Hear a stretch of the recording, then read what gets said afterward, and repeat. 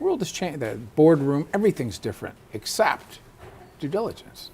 The only difference is instead of going into a hot room with uncomfortable chairs and piles of boxes of documents, we do that in an electronic data room. But in terms of what is done more often than not, it's the same thing that was happening 25 years ago.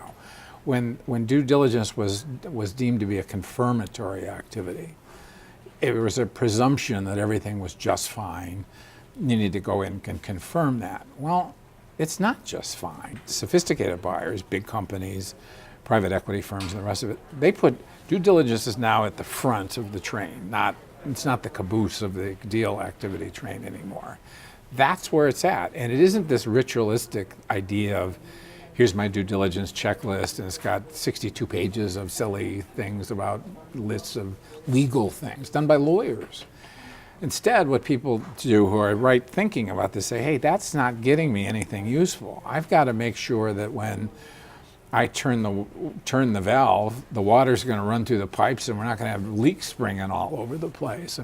And the key is to have people who really know the business, senior people who understand the wheat and the chaff.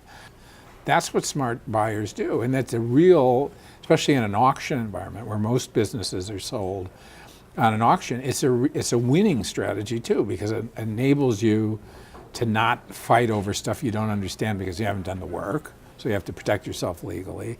It enables you to take risks if you really understand what you're buying into on an informed basis. It enables you to know when it's okay to agree to solve all the regulatory problems because you know about the business, instead of having people who don't really know.